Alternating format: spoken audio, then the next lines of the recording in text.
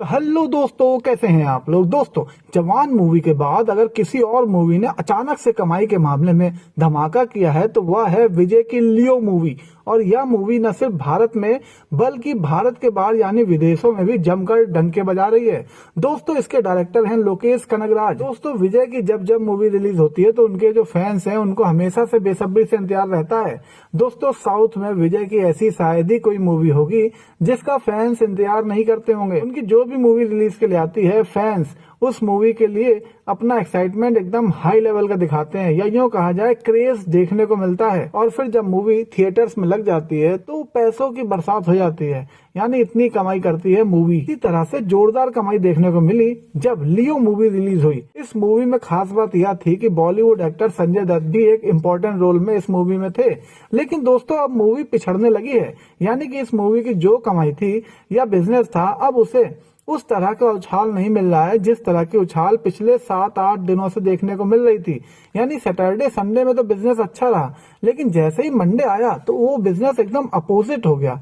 यानी जितनी भी ऊंचाई की तरफ चढ़ रही थी सीढ़ी, अचानक से नीचे की तरफ आ गई सीढ़ी। या यूं कहें कि वीकेंड के बाद फिर से मूवी का बुरा हाल शुरू हो गया है।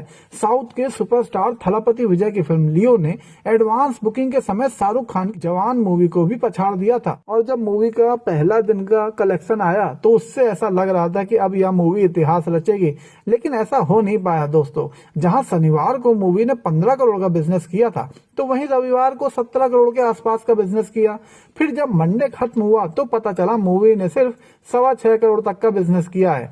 यह दोस्तों एक रफ डाटा है। तो इस हिसाब से दोस्तों यह साफ हो गया है कि मूवी का अब वो बिजनेस नहीं रहा जिस तरह का बिजनेस चल रहा था। अब यानी मूवी का जो बिजनेस है वो डाउन हो रहा है। और दोस्तों, अब टोटल इस मूवी ने भारत से 310 करोड़ के आसपास का बिजनेस कर लिया है। लेकिन अब दिक्कत तो यही है कि यह मूवी बनी ही 250 से 300 करोड़ के बीच में है।